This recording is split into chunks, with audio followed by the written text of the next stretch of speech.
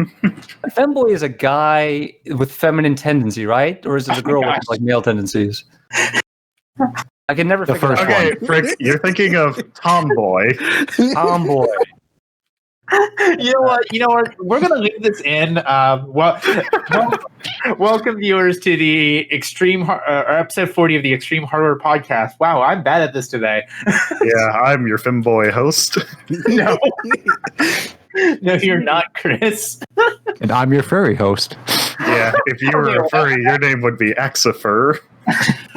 Yeah, and I'm your mentally Are you going to pet host. me? Oh boy. Oh gosh, I wish I could.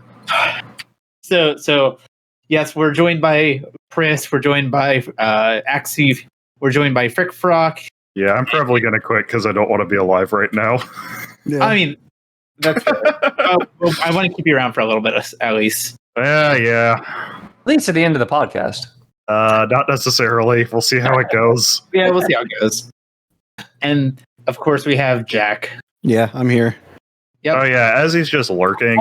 Also, it was brought to my attention at some point by a friend of mine who watches this that I've never actually introduced myself.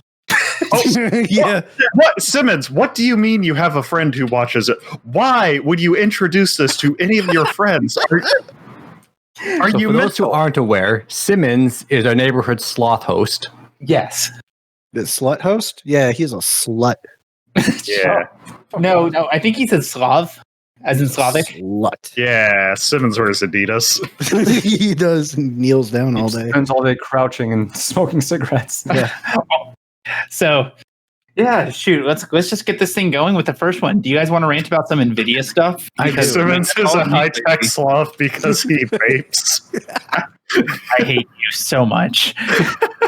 I don't know what I mean by that. Okay, so the first part of this, we don't have a link for this portion. This is just like a general recollection.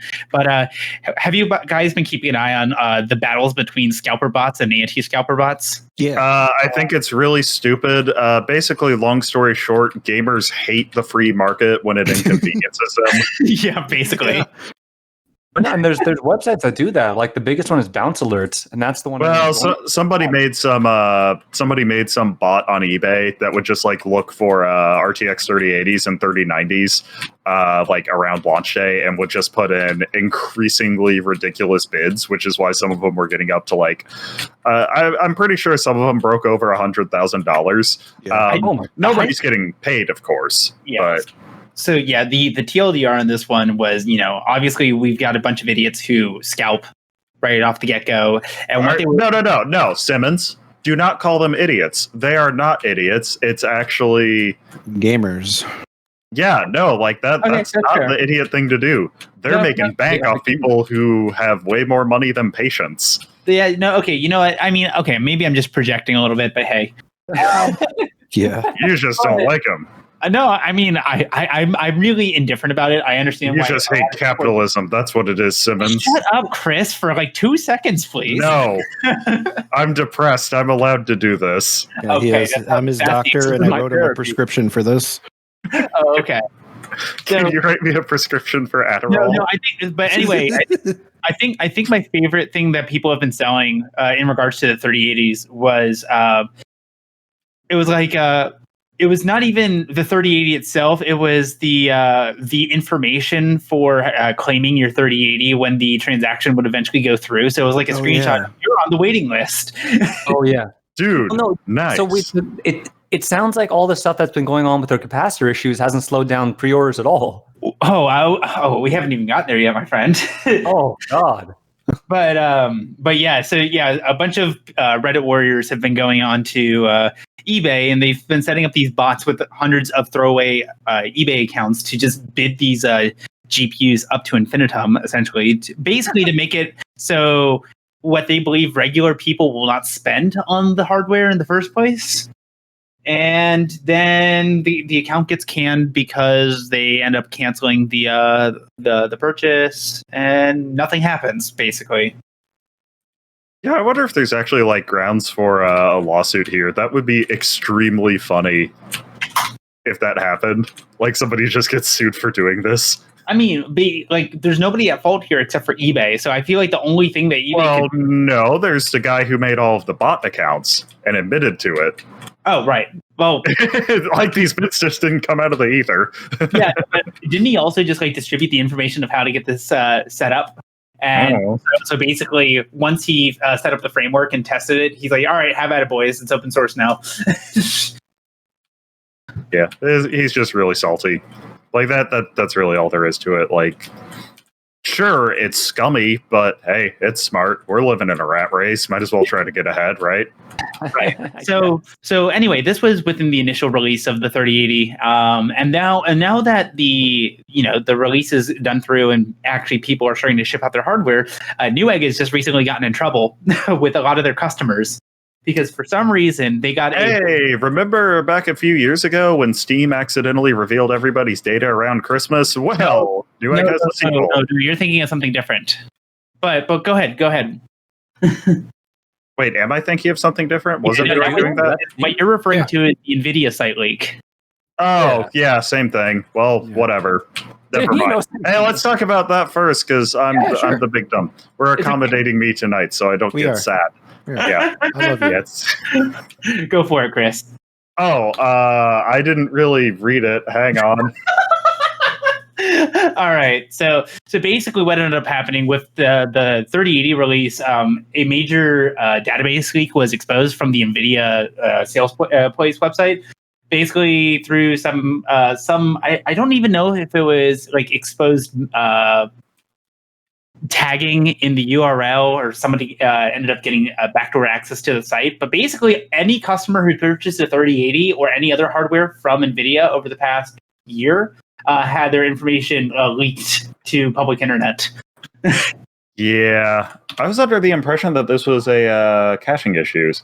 There only occurs in NVIDIA store accounts, and users can see the cached emails of others instead of their own if they want to check the status of the order. Ah, there you go. So basically, if this is the same as that Steam bug, what's happening is server's going to grab data, server is caching the data, and the next time somebody requests this data, they're just sending that back to them, even if it's a different person. And this shouldn't be done because this isn't public information. Yeah.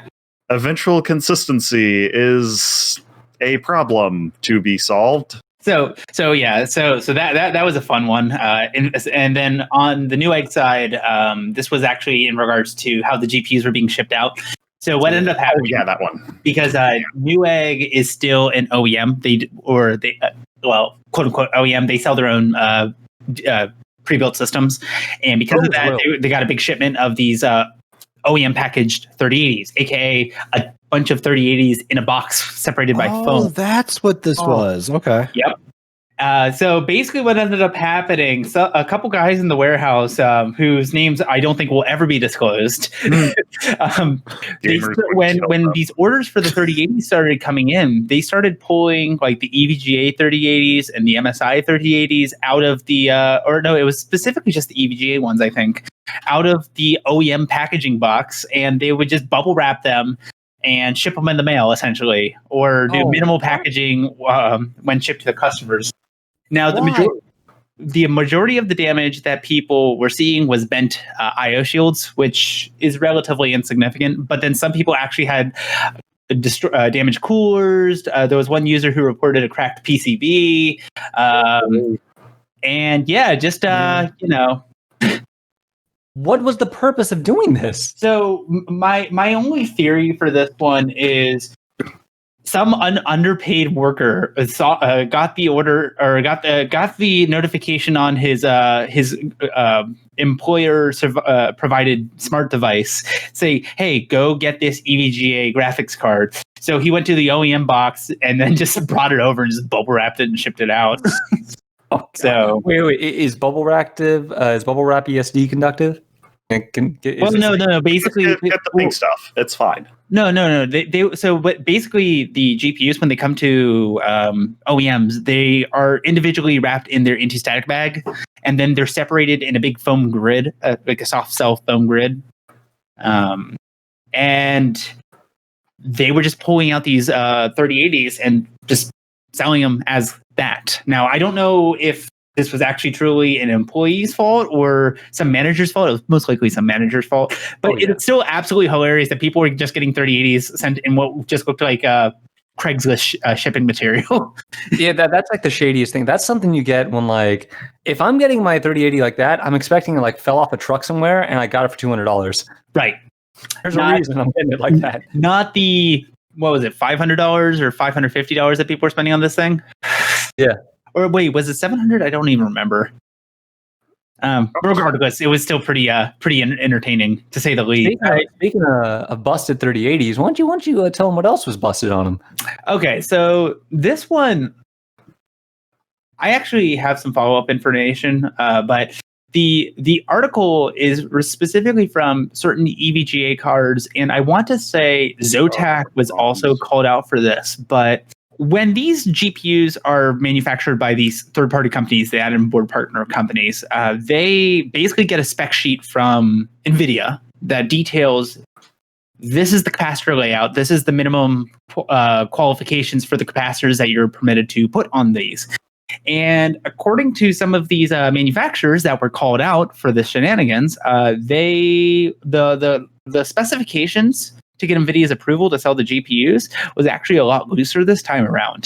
So they cheaped out. It's the AIB partners being cheap bastards. Yep, that's exactly what it was. So basically, they were rather than shipping these things with the full multi-layer ceramic capacitor packages that you see on something like the Founders Edition card, they were using.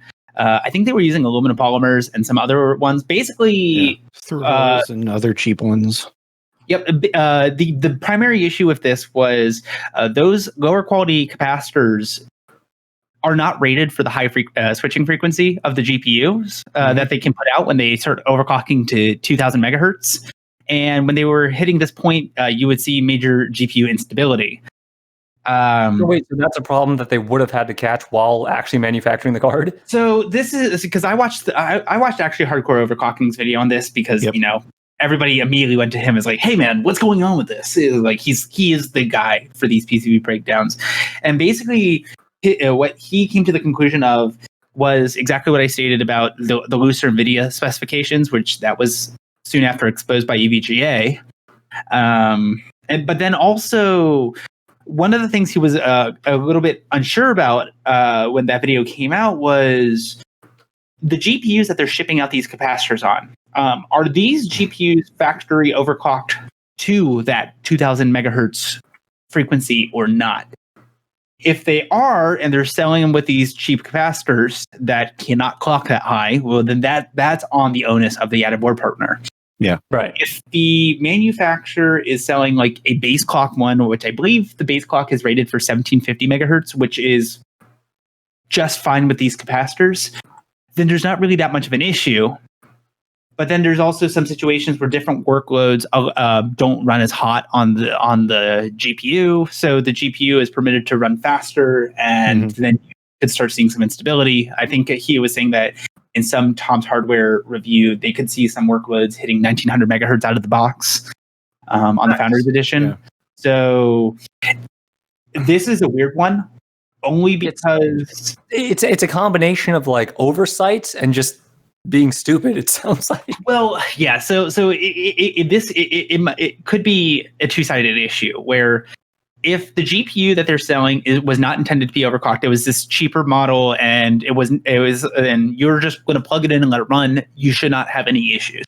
And if you do have issues, you should immediately get a refund for this GPU because it shouldn't exist. Not from Newegg though. Well, I want to add another thing. I was watching Gamers Nexus's, when he has Build Zoid on to do a PCB breakdown, he did a video looking at the 3080 Founders or whatever, card. And he said that later on, the add-in board partners will be releasing better overclocking edition cards, which leads me to believe that all of these initial ones, because I know he didn't do that video early. I know Build Zoid, he probably did that like a couple days ago.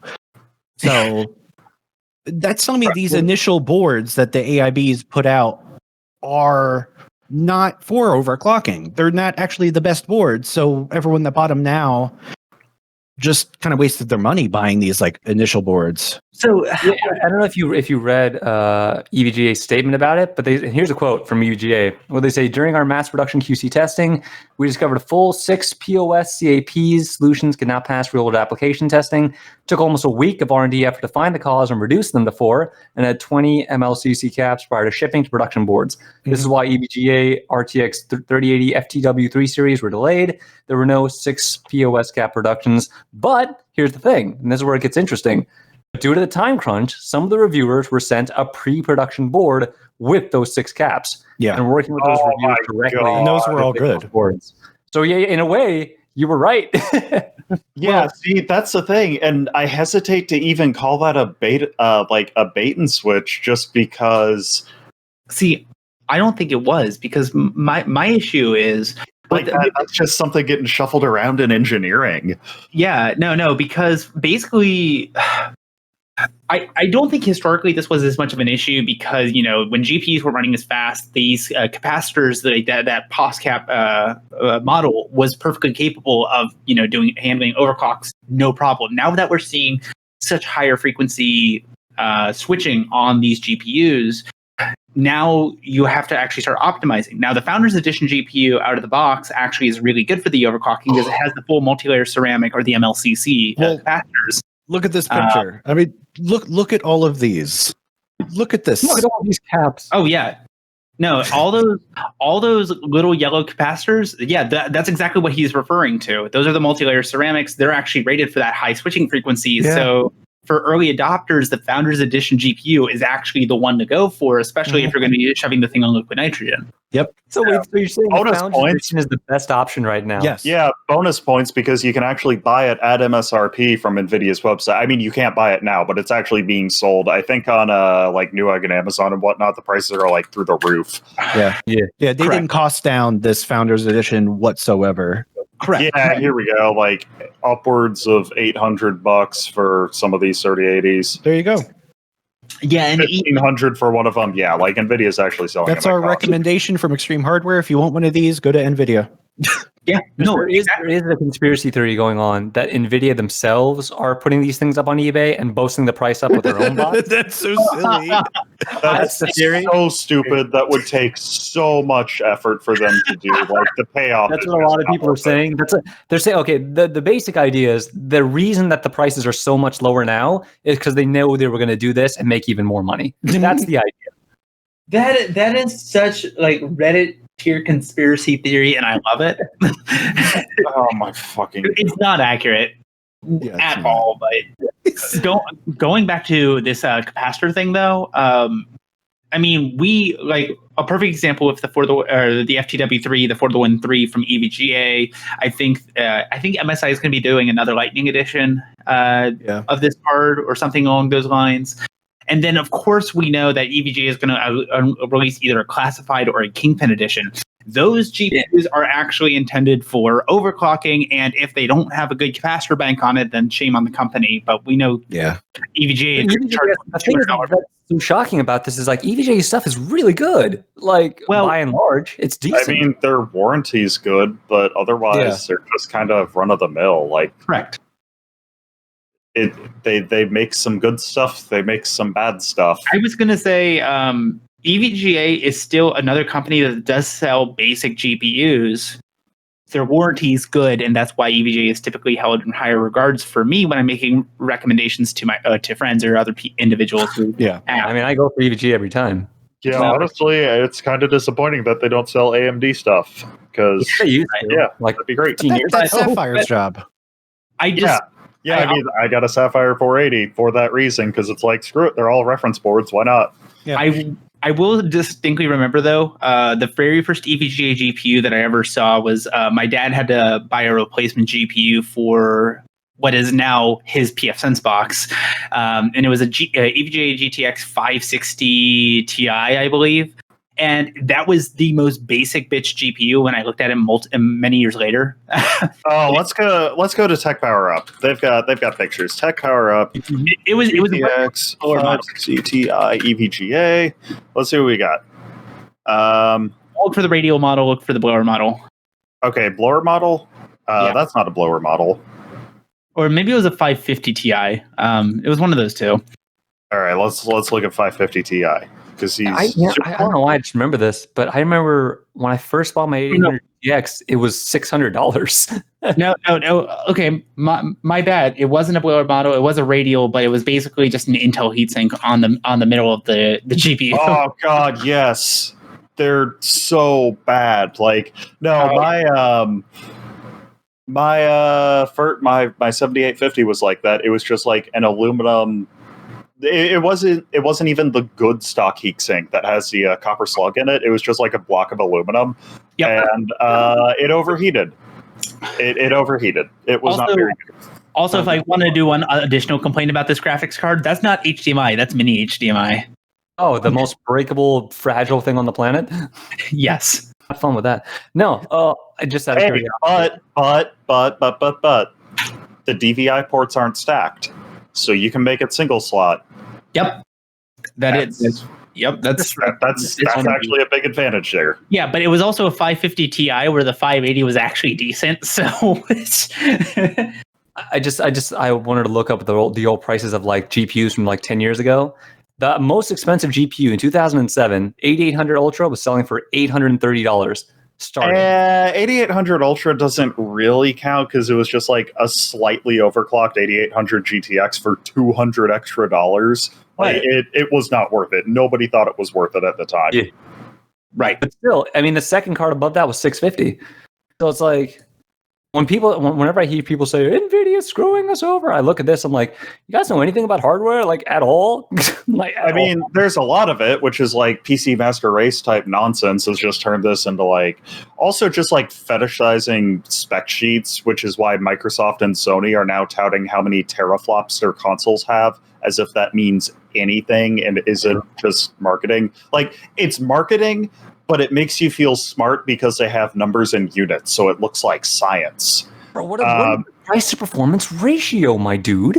Oh my God, I will shank you with a sharpened PCI Express expansion slot card. Dude, yes. That'd be cool. Yeah, no, but like, I mean, there's a lot of it. Like, they can sell these for more. They know they have a market for it now. And also, process nodes, as they get smaller, are getting more expensive. And then they've just got like this new kind of prosumer market, which is what the 3090 is for. Like, the thing's only 10% better at best than a 3080, and that's if you're gaming at 4K. Like, don't buy a 3090 for gaming. It's pointless. It is what the Titan used to be. There is also going to be a Titan for Ampere, I'm sure, but that's going to be unveiled at like some AI research conference because that's what the Titan is for. That's who it's for. That's for AI research now. Yeah. It's kind of silly when people tout those cards, like those crazy Quadro high-end cards, like, oh my God, if that was true, if price gaming on a $6,000 GPU, yeah, it's all in firmware, it's all in software. Like, none of this. It's not a unique core, and the reason they can sell it for that much money is because it isn't being sold to gamers who want a toy, it's being sold to professionals who want a tool. It's kind of like, I can't justify spending, like, let's say $50,000 on a sports car, but maybe I can justify spending $50,000 on a truck for my job, because one of them makes me want money, and one of them is just a fun thing to mess around with. Right. Oh God! Does anyone know what the specs are of the Watson? What does that use? The who? Watson, the Watson supercomputer. That's old. Was that even GPU? That's what I'm asking. No, I'm pretty sure the Watson supercomputer is a giant ARM cluster. I know it's used for AI. It's IBM. It's going to be PowerPC, my dude. Oh yeah, you're right. 80 teraflops. I know it does AI, and I know it's expensive, so I'm just curious. You could actually do 80 teraflops with a single ATX motherboard. Yeah. You would probably need 2 power supplies, but just underclock, undervolted, be fine. Yeah. Right. Oh, yeah, that's another thing. So, power. NVIDIA appears to have done that thing where, if you remember, Simmons is a big fan. The R9 Nano, when AMD talked about it, they said that they dramatically cut power consumption without really touching performance because the last 50% of the power that they added only got them 10% more performance on the Fury X. Or, to put it in reverse, cutting a Fury X's power by 33% only decreases its performance by about 10%, which puts it in line with like a baseline Fury or a bit faster than a GTX 980. So I think what NVIDIA did was what AMD has often done, which is drive the power budget up to the moon to actually, except NVIDIA doesn't need to compete with anybody. Because like, from what I've seen, you can just do some very slight changes to the power budget, and it's fine. And all of the benchmarks that I'm seeing, if you look at the performance per watt numbers on Tech Power Up summary, it goes from like middle of the road on par with a typical like the 3080, middle of the road like typical Pascal card at 1080p, but at 4K it is like the most efficient GPU on the market. So I think what's going on is the power target is just so high that it's just sucking power being stalled, waiting on the CPU to feed it frames or draw calls or whatever. Yeah, because if I remember correctly, that low-level API that they were referring to, where they were trying to send more data to the GPU first, I don't think that's fully implemented yet, so it's just functioning. Is that even going to be like universal? Can they even make that universal, or is that going to have to be on a per-game basis? I'm assuming it's going to be per game, because quite frankly, God, this is just Mantle all over again, isn't it? Yeah, well, because they said that they were working on developing this API, but I haven't seen any developments since. So, or any like deep dives on this information since. Like, You gotta wait for the next Xbox to launch, and then DirectX will get updated, and then it'll have it. Look, honestly, like who cares about deep dives? These are things I have no expertise in. These are things that don't affect me at all. Like, God, I really need to get my thoughts down on why I'm just having an existential crisis about everything, but this is a subset of it. sure. Yeah, Direct.io, you could get your thoughts down faster to storage. Yeah. Hey, Shut up, Max. that was good. Zing! That was really good, actually. Yeah. So I can actually see this coming a lot more. I think they advertised it because it's something they're working on for this generation, but it's not going to come out on the GeForce cards. I think it's going to come out on the Quadro cards because that's huge for having. I don't think they're going to do onboard storage like AMD tried. They're going to actually try to use NVMe drives on motherboards. Funny But for actual CAD people, all that stuff, where you can't have enough memory in a system, but slapping in two NVMe SSDs that are just going to act as almost direct cache would actually be pretty epic for either big video projects or just big data, like big point clouds for laser scans or big massive 3D scans, photogrammetry, all that kind of stuff. Oh, funny thing, Axie, since you mentioned the SSG, one, they're still $7,000, and I want one really badly because that's I just want to play with it. I want to daisy chain graphics cards off my graphics cards. But two, there was a blurb that I saw about some new card from AMD that is supposed to like also be an SSG. okay. I can't remember where I saw this now, and I didn't get clarification on it, but it was like... It makes sense. Like it works as a technology as long as they can actually get something out there that's expandable and usable by other application vendors, not just AMD's internal. What is this? What is this? This is a rifle. That is not what I want. No, that was it was Vega. That was Vega. Wow, Vega's that old already. So I'm actually kind of curious because the Radeon Pro SSG here, this was like pre-release information. I wonder if they did demo this with Fiji. Regardless, I can't find it. Damn. Well, anyway, it's one of those weird things where it's like for a very niche customer, but also it doesn't seem too complicated to produce since it's mostly existing parts. So they're just paying $5,000 a unit on software to use the SSD slots. Yep. $172 a month. I am not going to finance that. Jack, stop that. No. You're already bad at money. Don't get worse at money. Oh, I'm great at money. I'm using it all the time.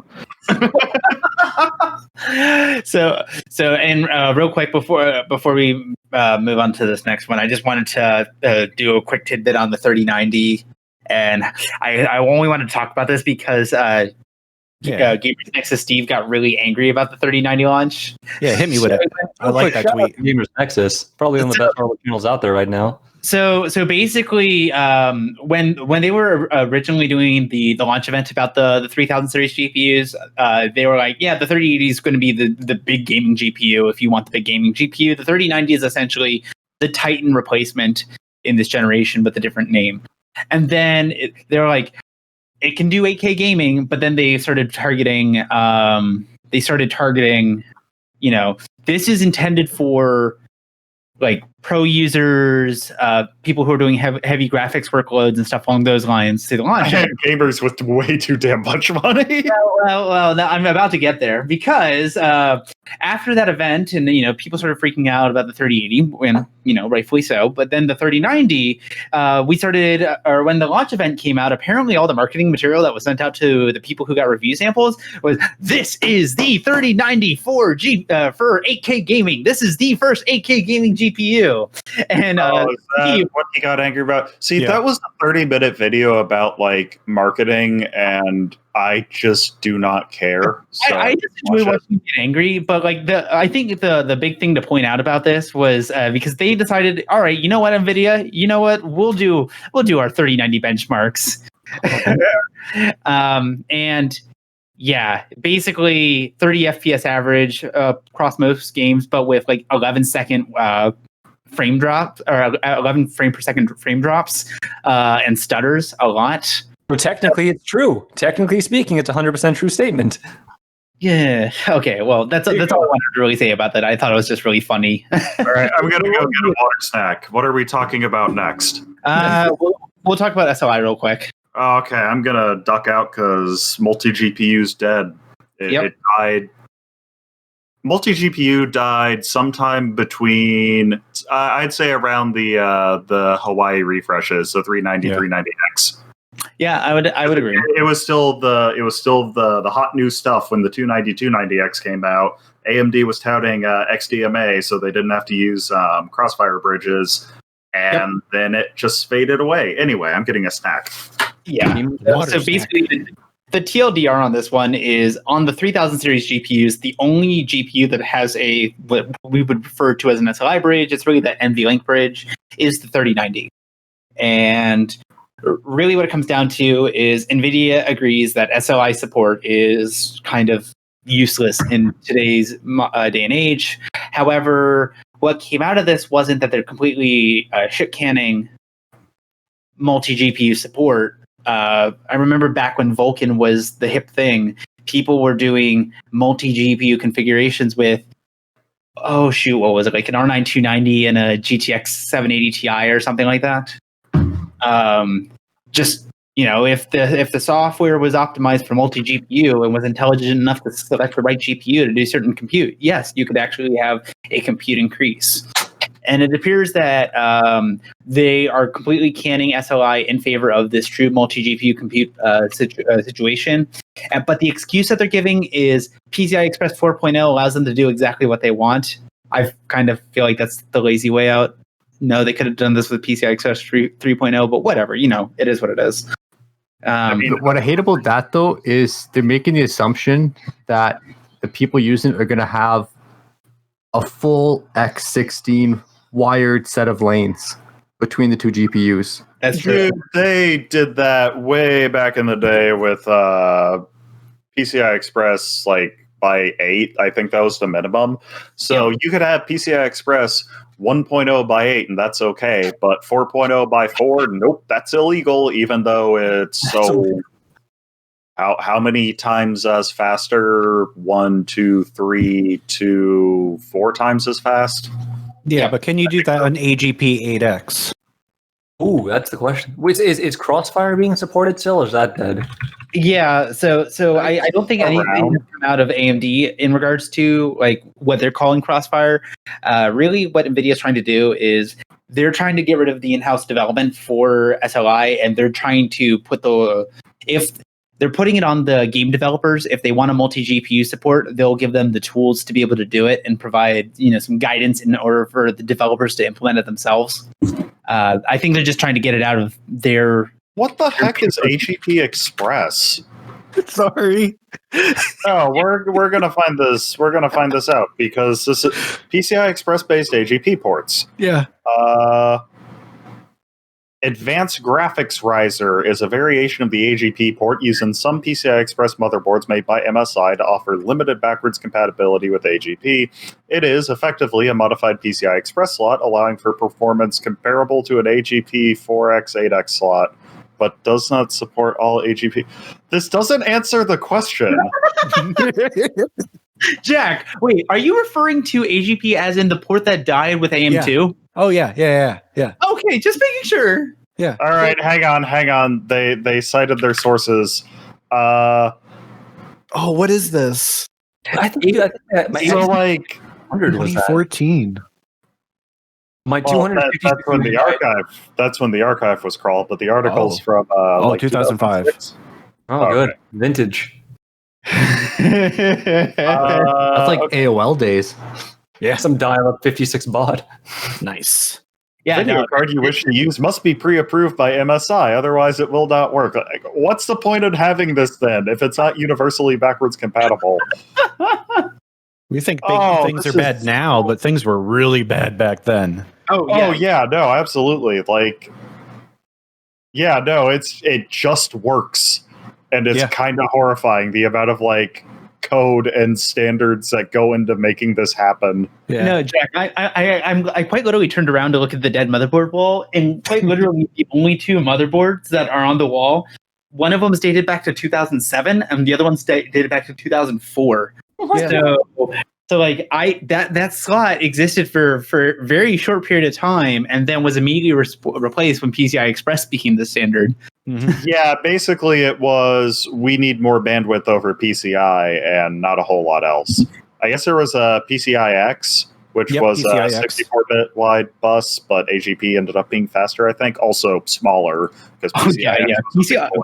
PCI-X was huge. It was like twice as long as the standard PCI. Also, if I remember correctly, wasn't AGP its own like dedicated PCI link? Because if every other device was like on the bus sharing a link, the problem was all of the devices had to be running, or all of the devices would run at the same clock speed, which means they would be limited by the slowest. Yeah.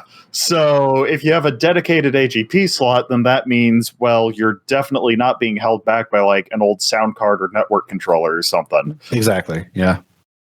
Remember when you had to put in IRQs? Oh no. Remember when sound cards were required? Yeah. I still have a Zonar card from 2003. My Fatality Creative Sound Blaster is not the best piece of hardware on my computer. I'll punch you. I'll fight you right now.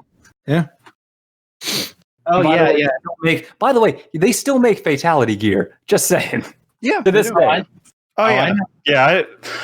I just thought that Fatality was like some edgy gamer brand, but it turns out, he's an esports guy. Yeah. He was and he's not that edgy. Esports guy. He was an esports god when like esports weren't even a thing. Yeah. Yeah. That's why I don't know in America. Yeah. He was on magazine covers and shit. Like, yeah. It was the Tony Hawk of video games on PC. Except Tony Hawk is cool. Yeah, you wish that he entered your online game and killed you in Quake 3. Oh, God, I still remember my Fatality 990 FX Tony Hawk would enter my house and beat me to death with a skateboard. Or something like my Fatality 990 FX Bulldozer motherboard. The Fatality mouse port, the Fatality network port. I had all of that on my X99, yeah. Jack, it was great. Jack, I've got Twitter open. Should I ask Tony Hawk to come to my house and kill me? Yes. He'd probably do it. Wait, if you have Twitter open, see if Fatality has an actual Twitter page. Oh, he definitely does. He definitely does. And just invite them both. You can kill me in Counter-Strike. Yeah, there he is. And the funny thing is, Fatality is still pretty much a millionaire at this point, despite nobody knowing who the hell he is. So, One of the first prominent Linus Tech Tips esports has players followers. in the so world. edgy. It's just so edgy. He's got the 1 in his Yeah. name and everything. Well, that's when Leet Speak was cool. Dude, Yeah, it's not anymore. Hey, there is a reason that when I decided to like rebrand my username, I made sure that like there were no numbers in it whatsoever. What was your 'Cause, like, username before? I'm not going to tell you, but like when I joined the Blue Flame forum circa 2013, I was like, you know what? I need a new name. And I decided to not use any of the old names that had numbers in them because you that's picked a kind of name that dorky. got confused with somebody else when you piss somebody off. Oh yeah, that's right. There's also other people who have used my usernames, which means I have plausible deniability. You're smart, dude. Yeah, that was an I mean, accident. man. you got to make it like as generic as possible. Because, like, the name, if you were playing any sort of PC game, especially in FPS in the early 2000s, you Mhm. came across usually 3 types of variations. Usually dark something, Lord something, shadow something. Yeah. One Oh, of you're those missing. You're combinations- missing. XX Dark Sniper 420 Yes, it's the Blaze It XX. Sometimes it'd Small be all X, 3. capital X, small X, space dash space, dark shadow warrior lord, space dash space, small X, large X, small X. Hell yeah! Goes on both sides, so you can get on top of the list. Oh, actually, you're taking me back to times when I thought I could be happy. Or remember when when online, online usernames in general had really shitty requirements, like spaces got concatenated just a single space in your name. But if you did like double underscore, it wouldn't display the underscore, so people would be able to type your name because they had to type it and they think it was a space. Oh, man. How do we find Other this? than in RuneScape, I had like pure demon, but I had like 2 stars, like the asterisks, so it just shows up as a single space in game. No one can actually add you or find you. Right. If I could go back and relive a section of my life over and over and over, it would be the early 2000s internet era. Just over and Habbo over. Hotel, Neopets, Yeah, dude. RuneScape, Addicting Games, All that. Mini Leaks, or Mini Clips, My sorry. Neopets account is still up. I just don't know. Actually, no. I know what my password is. I don't know what my date of birth is because they asked for that at some point. I don't remember what I punched in. Oh, you were one of those kids. You're like You weren't 13 yet when you made it. Oh, you know it, baby. 1969. Oh, okay. So moving on. Hang on, before we get off that, I did find an article that was published recently about recommended cool gamer tag names. I just want to go over some of these real quick. Oh god. They list 63 gamer tags. Let me just start with the best one. Sniper Life. That's one. Pennywise the Clown. That's a pretty good one. Execute Electrocute. Pookie Chips, Edgar Allan Poe, and Dunkin' Donuts. Whoa, wait, hang on. Is this? This is from 2020. Okay, that's fine. It's a recent article. Kill Switch. Oh, I like Silent the early Raid. ones. Okay, I like this one. Eating Hawaiian pizza. Funny gamer names. Pervert Pee-wee. Didn't Pee-wee Herman actually turn out to be a pervert, or was that someone Okay, you need to dispel he the jacked up in a movie happened theater. Frick, shut up. I don't want to hear it. No, because no, it's disinformation, and it needs to be cleared up. What happened was he went to an adult theater and did what you're supposed to do in an adult theater. That's all he did. No, Frick, you're actually not supposed to do that. Yeah, you're supposed to do that behind. That's why he got in trouble for doing that. He only got in trouble because he was famous. That's the only reason. That's the only reason. Oh my god, Frick. What else is the popcorn butter for? Actually, don't encourage him. Okay. Girly gamer tags, flamethrower. What is girly about that? Oh gosh. I just like Mad Baby Maker. That's pretty good. Man, I just remember there was a lobby that I was in, and it stands out because it was just so bizarre.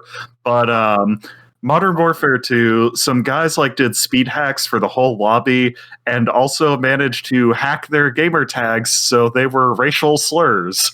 Fun. And yeah, it's like peak gamer moment. And on one hand, wow, that's really shitty. But on the other hand, I kind of want to go back to that because I used to be happy, and that was a time when I was happy. Oh my gosh!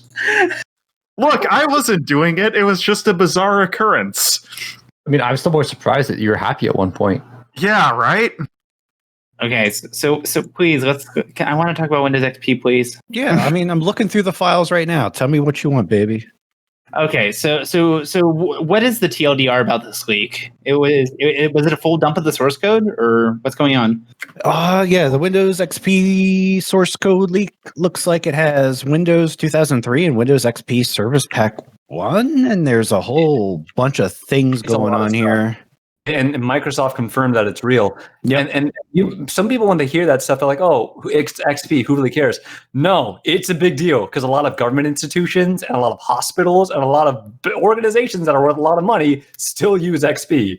So I could quickly jump in from the industrial standpoint because I did read through this a little bit. Yeah. And because some of the source was also for Windows CE, which a lot of people don't realize is used a lot in actual industrial automation controllers still to this day, like in power, nuclear, water treatment, all of that. It is a huge deal if they can find a way to backdoor that locally and gain control of systems that control literally the water we drink and the electricity we need and everything else. Yeah, it turns out our infrastructure is actually screwed because we live in a failed state. I'm going to go turn my ATM. My ATM is open source now. Basically. Yeah. Yay! I don't know what this means because I don't know how to make the money come out, but you know.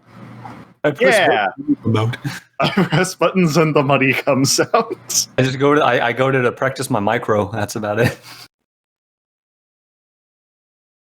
So yeah.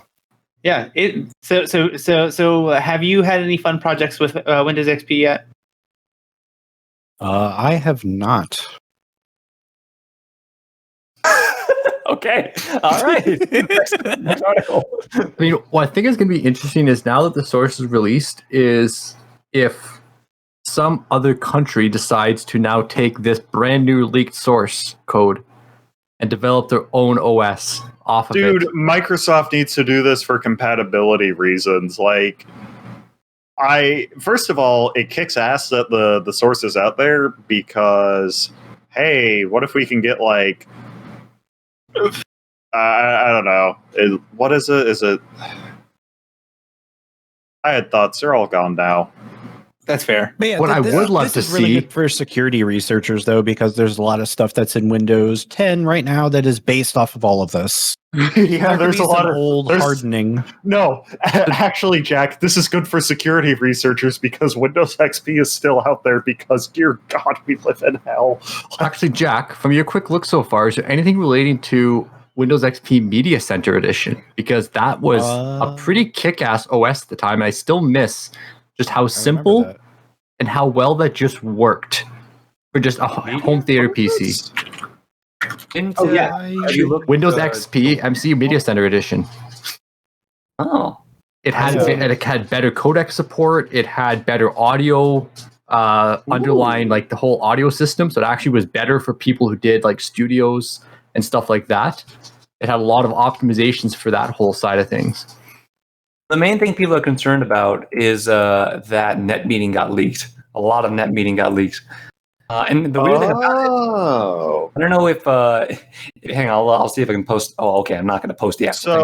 So they also had a fancy GUI for it that was used in Windows XP tablet editions. Yep. That got ported after the fact because, yeah, I guess you would kind of want to have the same kind of display on like a TV as you want on a tablet, which is big buttons that you can. Okay, that's neat. That's neat. Dude, I would use this unironically. Can it run Winamp? It really kicked something. Yeah, it whips the llama's ass. Oh yeah, there's like people made so many like Windows XP Media Center Edition could do everything Kodi does for plugins and all that if you were willing to go out and find the people and like run unsigned packages and unsigned plugins. And it also did game streaming from an Xbox 360. Like it was ahead of its time. It just, you had to buy that specific version. Dude. It wasn't just Windows Home or Pro. It was Windows XP Media Center Edition. And you couldn't just upgrade. It had to be a base install because it modified the kernel. I'm pretty sure, don't quote me, or just do whatever. It's fine. It's the podcast that 8 people listen to. But there's some kernel changes for audio and USB polling and stuff like that. All right, you heard it here first. According to Axifer, there were some changes to audio and USB polling. PVR functions. It supported TV tuner cards better. I remember actually using a whole pouch TV tuner card better. That's actually really cool. So how do TV tuner? It did support live TV. Cards? Well, it basically just plugs into your cable line. It just descrambles your cable. PCI Express versions? Yeah. Yeah, but they're not as common anymore, at least in North America, because, well, cable's dead and you're better off just getting HD over the air instead. Okay, so I guess the last thing I want to talk about real quick is, because we are getting close to the hour mark, is Microsoft purchasing Zenimax. So this occurred, when was this? I think this was announced last week, but Microsoft announced that they were purchasing Zenimax Media for $7.5 billion US. So I was a little bit confused about who Zenimax was, because all of the articles that I'm reading is, oh no, Microsoft purchased Bethesda. No, it's a lot more significant than that, actually. So they, with the Zenimax acquisition, they actually acquired Bethesda, id Studios, Arcane Studios, Machine Games, Tango Gameworks, Alpha Dog Games, and Roundhouse Studios. So the big ones, the big titles to mention are obviously the Fallout franchise in its current dead iteration, the Elder Scrolls franchise in its Skyrim and 9 years of release iterations, Elder Scrolls Online, the new Doom reboot series, so Doom and Doom Eternal, Wolfenstein 3D, Quake, Dishonored, Dishonored 2, Prey, Wolfenstein, and Evil Within were many of the big titles mentioned in this acquisition. Okay, now I think the biggest thing about this is that now, at long last, we're going to have a Master Chief and Doom crossover. Finally. This is the moment everyone's been waiting for. No. They could both attack Hitler. Wait. Okay. Yeah. Okay. I'm down for this. I changed my mind. Yeah. Well, what were you going to say? No. I think this was funny because one of the big things that they mentioned in the acquisition was, because right now Bethesda has a lot of timed releases with Sony, and Microsoft immediately responded and said, "Oh, well, we will honor and respect the current in place timed releases with associated studios, and in the future we will review these on a case-by-case basis and not just say no." Which means that they are not going to ever allow exclusive time releases for anybody other than Microsoft ever again. The funny thing is about any sort of like a time exclusive like this is no matter what, the smarter thing to do is just to wait. Remember when I think and Borderlands 3? That's one thing when it's like console based, but the main reason that people were like, you got to get an Xbox, is because like you get to go play Halo, right? And now what? Every Halo game's coming to PC, including all the new ones. So how about this flip side of this? Microsoft will still release Bethesda games and everything else, or whatever, all their parent company's games on Sony consoles, but PlayStation will only get 1080p. The Xbox will get 4K. Mm-hmm. And PCs through Windows Store will get 8K versions. That's not something that Windows wouldn't do, or Microsoft wouldn't do. You're still getting the game, except if you want the extra features and the better quality, well, you got to come to the different console instead. That way, they're still not missing out on the sales on the Sony consoles, because they want money, obviously, but they can still convince people to come to theirs for the better quality version. Yeah, and that's what a lot of people are saying about the Series X and the Series S is that you're going to get the same game. It's just the Series S version is going to have scaled down textures and scaled down resolution. But here's the thing: that be that difficult to code in, would you? Because it would just be a scaling function. So, I mean, developers could conceivably do that without too much overhead. No, I'm assuming. Yeah, or just different levels of textures. I mean, you could easily just include lower resolution textures or higher res. Or you could have them available as like a separate downloadable pack, like a lot of games are doing, a higher texture pack. That's what The Witcher did. That's fair. Yeah, I didn't actually play The Witcher, so I never really ran into that. But I also mostly just do PC gaming, aside from my Switch and Game Boy Advance. No, I'm saying no. That's what The Witcher did. It was either Witcher or some other AAA title game for PC. Said, hey, look, here's some free high-resolution textures if you want. Download them. They're free. Do whatever you want. They weren't bundled in the game automatically. Yeah.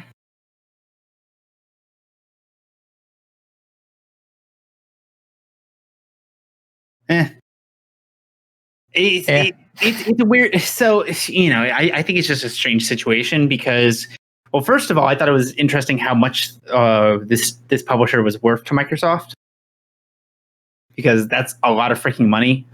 Not for Microsoft's always been big though on their gaming division. Well, yeah, but see, that's the interesting thing, because another article that I didn't really want to go into too much information about, but Corsair, because they just turned themselves into an IPO, so they're now publicly traded. They're only worth like $1.6 billion. So Microsoft is literally a $1 trillion company. Like $7 billion is nothing. Well, yeah. Once again, it's still pretty substantial of a purchase, even in the grand scheme of things, right? It's like, for one, that, and then two, like this studio or this corporation is just really big in the gaming industry as a whole. No matter what anybody thinks about the Elder Scrolls or the Fallout franchise, the Wolfenstein, the Quake, and the Doom series are actually really good right now. Right. Well, and here's the thing: a lot of it has to do with how much people actually trust Microsoft. And we can see what they do with game studios. Just look at Minecraft. They bought Minecraft, and yeah, you can actually speak about this, Simmons. Post Minecraft pre-Microsoft and Minecraft post-Microsoft. What's the difference? Is it the same game? Is it different? Is it worse? Like, what's the deal there? I'd say it's better because they didn't drop the Java Edition support, which a lot of people were worried that they would. And B, you are getting a lot more consistent big updates out of them.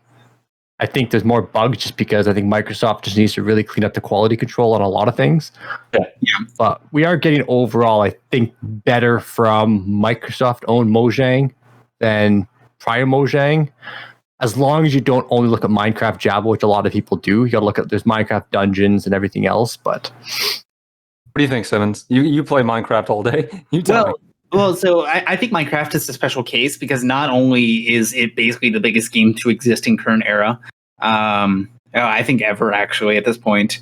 Oh, is it bigger than GTA?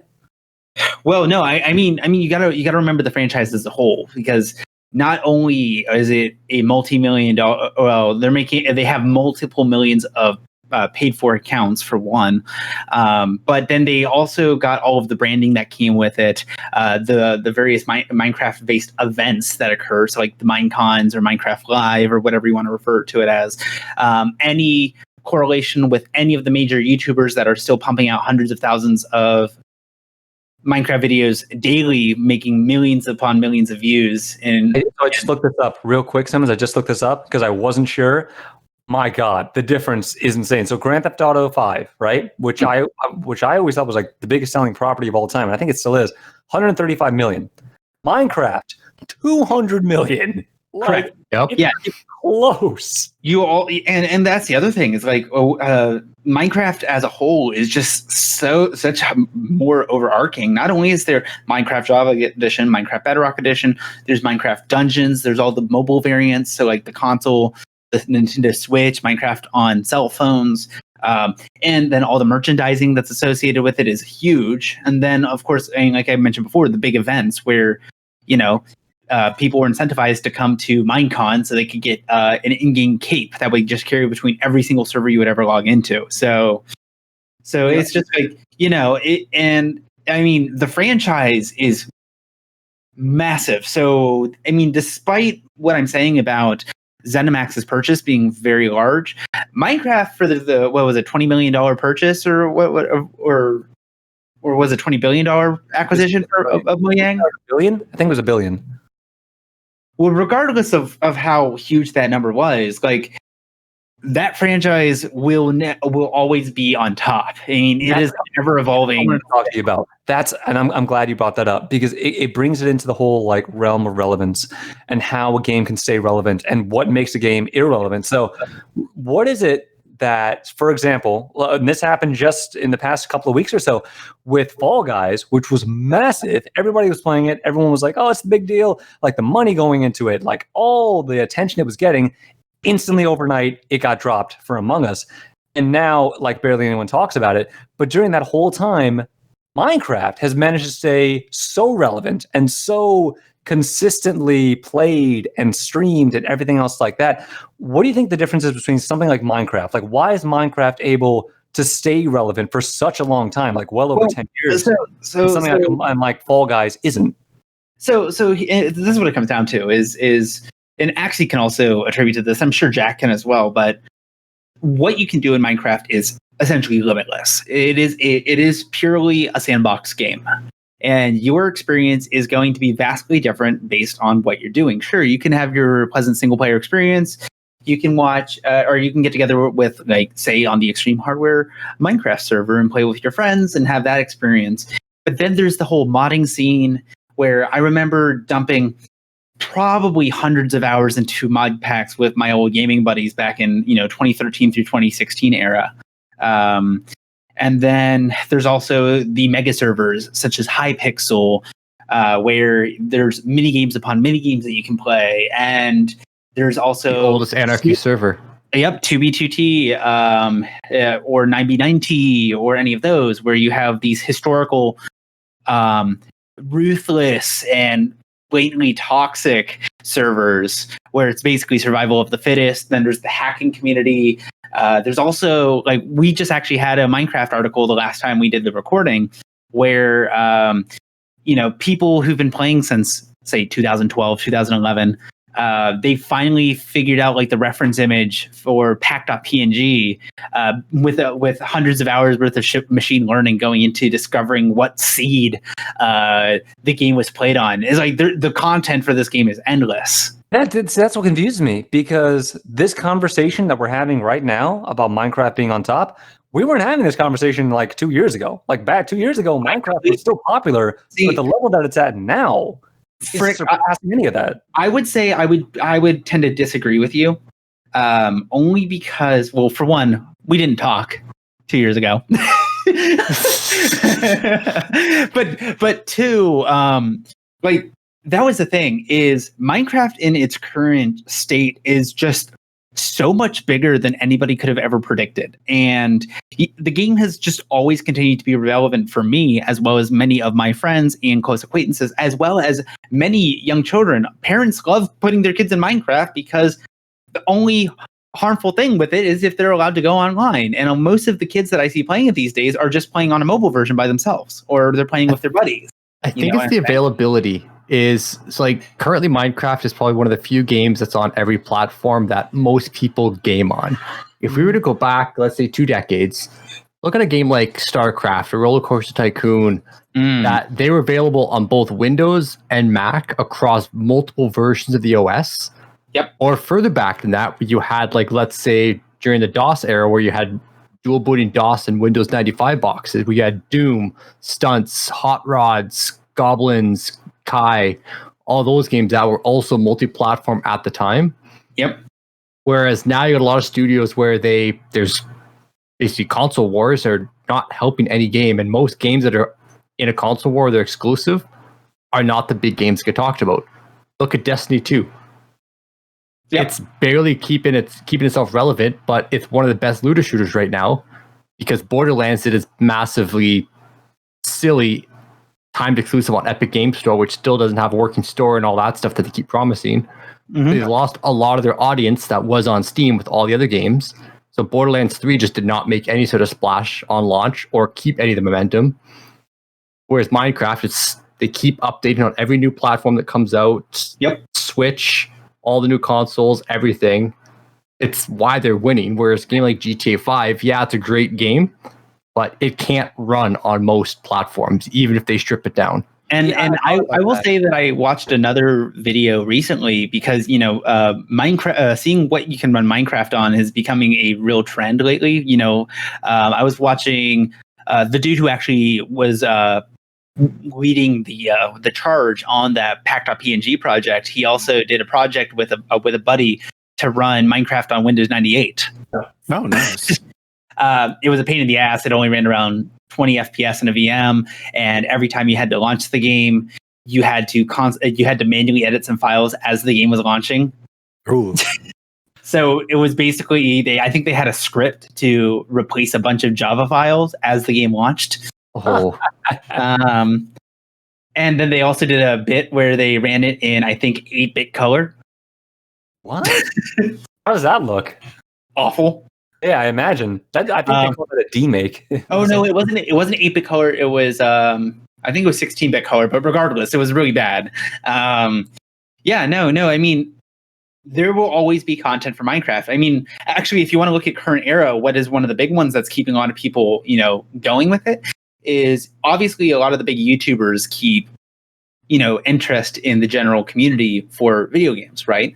And there's this group where they've been doing this basically tournament style event, which is strictly a mini game based event where they have about 64 major Minecraft YouTubers that team up into teams of 4 to compete against each other. And, it gets really entertaining even for myself sometimes because I know who a couple of these people are. Captain Sparkles, Mr. Creeper's going to get his revenge cover of whatever the hell that song was from 2008. Oh, yeah, right. Yeah, that dude's still playing the game. yeah, like Human Fall Flat, it gets old. Same with Among Us. Unfortunately, it's going to get old unless they have a bunch of new maps and new strategies and new tactics or mechanics. It's also going to be the same fate as Human Fall Flat.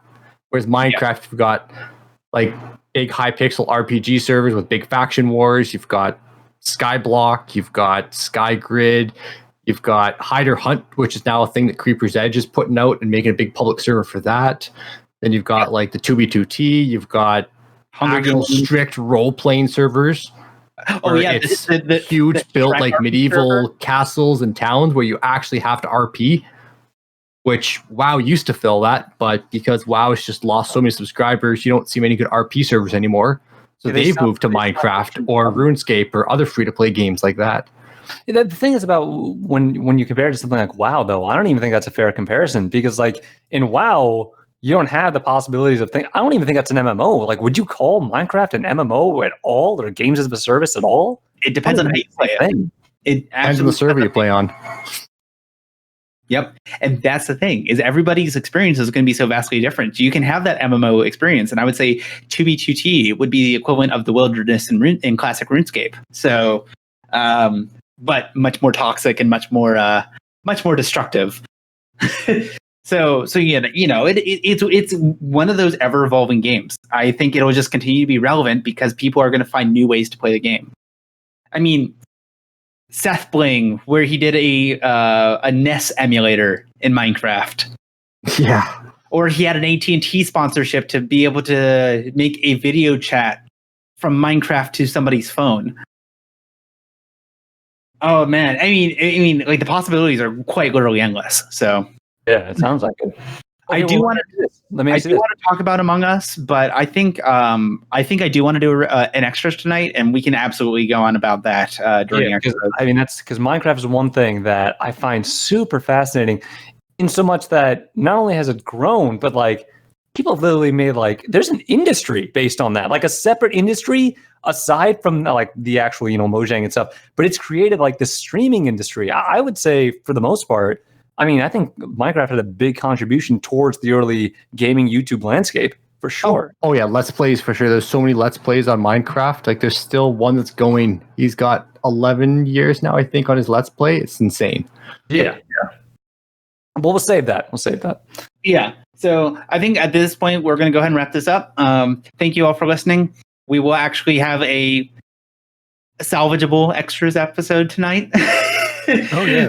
So look forward to this recording. Well, I guess I'll go bye. Goodbye. Au revoir.